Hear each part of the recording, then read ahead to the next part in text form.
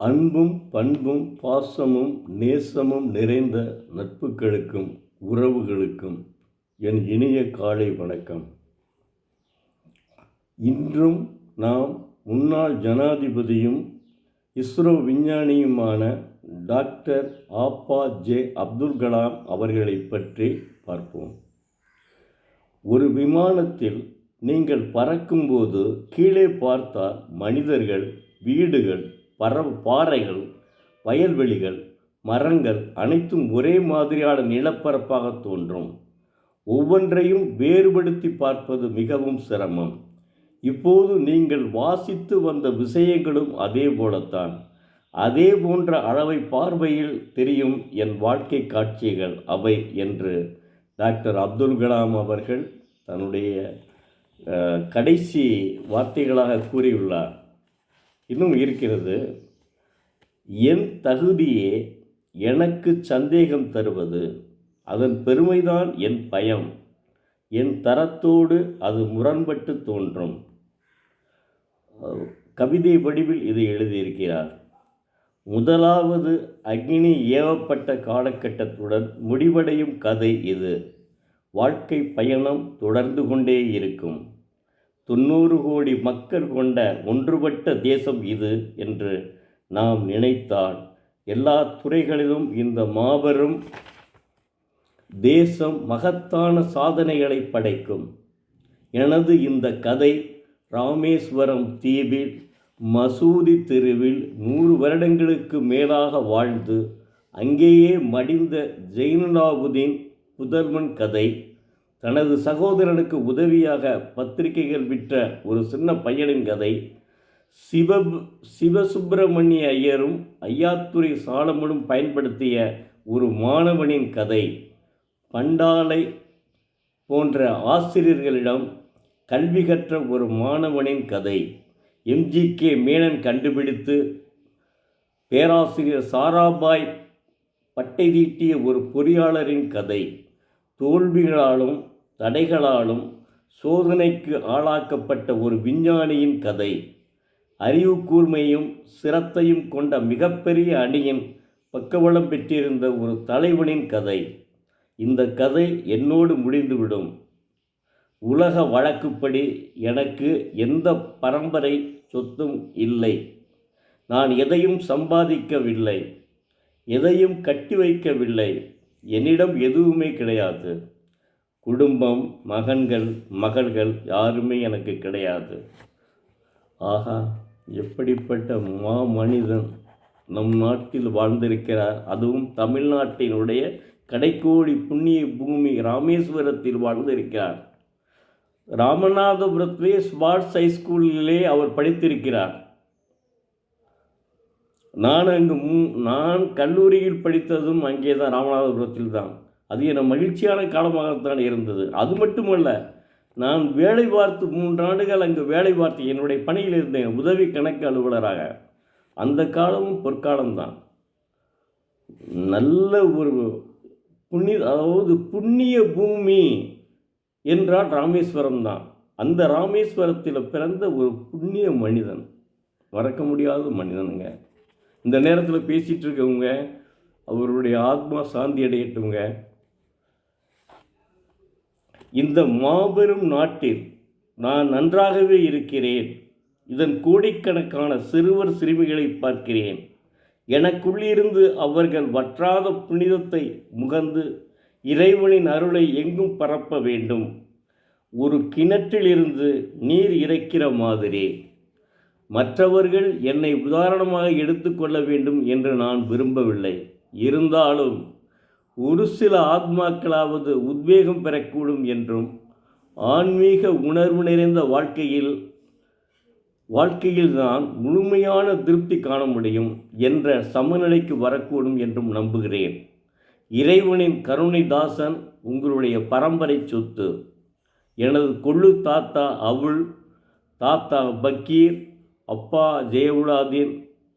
ஜெயபுல்லாபுதீன் ஆகியோரின் இரத்த பந்தம் அப்துல் கலாமுடன் முடிந்து விடலாம்.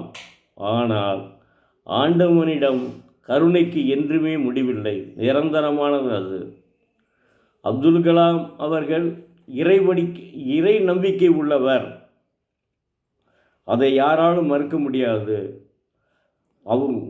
ஒரு சமயம் நான் ஏற்கனவே சொல்லி வந்த தகவலில் நீங்கள் அறியலாம். ஒரு நாள் இருவரும் மாட்டிக்கொண்டார்கள் ஒரு அறையில். அதாவது சோடியத்தோடு இன்னும் ஒரு கலவை கலக்கும்போது அது அப்படியே தீப்பற்றி எரிந்து விட்டது. அந்த நண்பர் என்ன செய்தார், இவர் அப்படியே சன்னல் வெளியே தூக்கி வெளியே விட்டுட்டார். அவரும் மறுபடியும் காயங்களுடன் வெளியே தப்பிச்சார். அவர் இறந்து இருந்தால் அன்னைக்கு என்ன ஆகுது, எவ்வளோ பெரிய கொடிய சம்பவத்தை. அதற்கு காரணமே அவர் என்ன சொல்கிறார், இறைவன் தான் என்னை காப்பாற்றினார் என்று சொல்கிறார். இவருடைய மனித வடிவில் வந்து இறைவன் காப்பாற்றினார் என்று சொல்கிறார். தயவு செய்து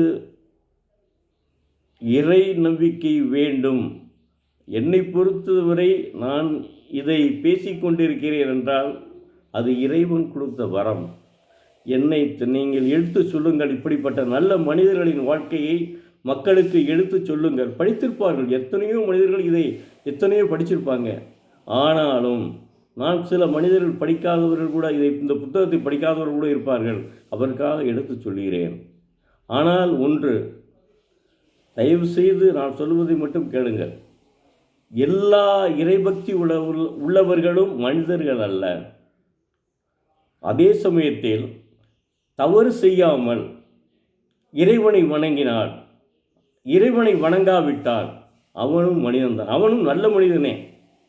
அதற்காக எந்த நேரமும் இறைபக்தி என்று சொல்லி தவறான செயலில் ஈடுபடுபவன் மனிதனே கிடையாது. அவன் உண்மையிலேயே அவன் தீக்காவினுடைய குணம் திராவிட கழகத்தினுடைய குணம் உடையவன் தான். ஆனால் அவன் செய்வதெல்லாம் அயோக்கியத்தனம். அதை நாம் பெருசாக அது அவர்களுடைய விருப்பம், ஒவ்வொருவரின் விருப்பம். இறைவன் அப்படி படைத்திருக்கிறான். அப்துல் கலாமை படைத்த இறைவன் என்னையும் அவருடைய கொள்கைகளை எடுத்து சொல்ல படைத்திருக்கிறான். அதுதான் எனக்கும் அவருக்கும் உள்ள வித்தியாசம். எத்தனையோ பேர் இருக்காங்க. மகாத்மா காந்திக்கு அடுத்து அவருடைய சதேஸ்வரையும் படிச்சிருக்கேன். அவருக்கு அடுத்து இப்போ நான் உங்கள்கிட்ட திருவள்ளுவர் சொன்னேன். அதுக்கடுத்து நான் பேசுகிறது பாரதியாரை சொன்னேன். அதுக்கடுத்து இவரை தான் உங்களுக்கு சொல்லிகிட்டு இருக்கேன். ஏன்னா இவரை நான் கண்கூட பார்த்தேன் எல்லா விஷயங்களையும். அதனால தான் இவருடன் பேசிக்கொண்டு இருக்கிறேன். அதனால் நீங்கள் இறைபக்தி இருங்கள், இறைபக்தி இல்லாமல் இருங்கள் என்றெல்லாம் நான் சொல்லவில்லை. அதில் தலையிடவே விரும்பவில்லை. இறைபக்தியாக இருக்க வேண்டும் என்பது என்னுடைய உள்ளம். ஆனால் நான் தவறு செய்யக்கூடாது. நான் இறைபக்தி இருந்தால் தவறு செய்தால் மன்னிப்பு வாங்கிடணும் அப்படின்னு நினைக்கக்கூடாது. தயவு செய்து இறைபக்தியாக இருங்கள், தவறு செய்யாதீர்கள். அப்துல் கலாமை போல தவறு செய்யாதீர்கள். நன்றி. அடுத்து நம்மளுடைய விஷயத்துக்கு வருவோம். எப்பவும் போல திருக்குறளை ஒவ்வொரு அதிகாரத்திலும் உள்ள ஒரு திருக்குறளை படியுங்கள், அதன்படி அன்றைய வாழ்க்கையில் கடைப்பிடியுங்கள். நிச்சயமாக நீங்கள் முன்னேற்றத்திற்கு வரலாம். நான் திருக்குறளை படித்து பல தமிழ் அறிஞர்களினுடைய புத்தகத்தை படித்தவுடன் தான் கதை ஏதாவது எழுத வேண்டும். ஏன்னால் கவிஞர் கண்ணதாசன் தவறு செய்தவர். வனவாசத்திலே கவிஞர் கண்ணதாசன் மிகப்பெரிய தவறெல்லாம் செய்திருக்கிறார். அவரே சொல்லியிருக்கிறார், சந்தர்ப்ப சூழ்நிலையால் எனக்கு தவறு செய்ய வேண்டிய சூழ்நிலை ஏற்பட்டுவிட்டது. ஆனால் அவருடைய பாடல்கள் இன்றைக்கும் நான் தினந்தோறும் அரை மணி நேரமாவது கேட்காமல் படுக்க மாட்டேன், ரசிக்காமல் தூங்க மாட்டேன். கவிஞர் கண்ணதாசன் தவறு செய்தாலும் அவர் என்ன சொல்கிறார், என்னுடைய வாழ்க்கையை யாருமே பின்பற்றக்கூடாது அப்படின்னு சொல்கிறார் அவர்.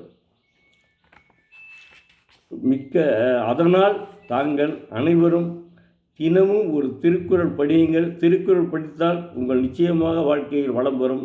கண்ணதாசன் எப்படி சொல்கிறாரோ, எந்த நிலையிலும் எனக்கு மரணமில்லை என்று.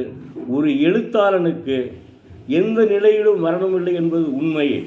அன்றைக்கு நம்மளுடைய கலைஞர் நூற்றாண்டு நூலகத்திலே கண்ணதாசனினுடைய பிறந்த நாள் எவ்வளவு கூட்டம் அவங்க எதிர்பார்க்கவே இல்லைன்னு சொன்னாங்க. இவ்வளோ கூட்டம் வரும்னு நினைக்கவே இல்லைங்க அப்படின்னு சொன்னாங்க. அந்தளவு கூட்டம். அதனால் நீங்கள் ஒரு எழுத்தாளரினுடைய கதை, எழுத்தாளனுடைய எண்ணங்கள் தன்னுடைய உலகம் உள்ளளவும் நிலைத்திருக்கும். அதனால தான் நான் பணியிலிருந்து ஓய்வு பெற்ற பின் நான் எடுத்த முதல் தொழில் எழுத்தாளர். அந்த நிச்சயமாக எழுத்தில் எனக்கு முன்னேற்றம் கிடைக்கும். நான் நம்புகிறேன். இறைவனுடைய நம்பிக்கை எனக்கு இருக்கிறது. நான் யாருக்கும் இன்னா செய்தாரை ஒருத்தல் அவர் நாண நன்னயம் செய்துவிட, அதுதான் என்னுடைய குணம். நன்றி, வணக்கம்.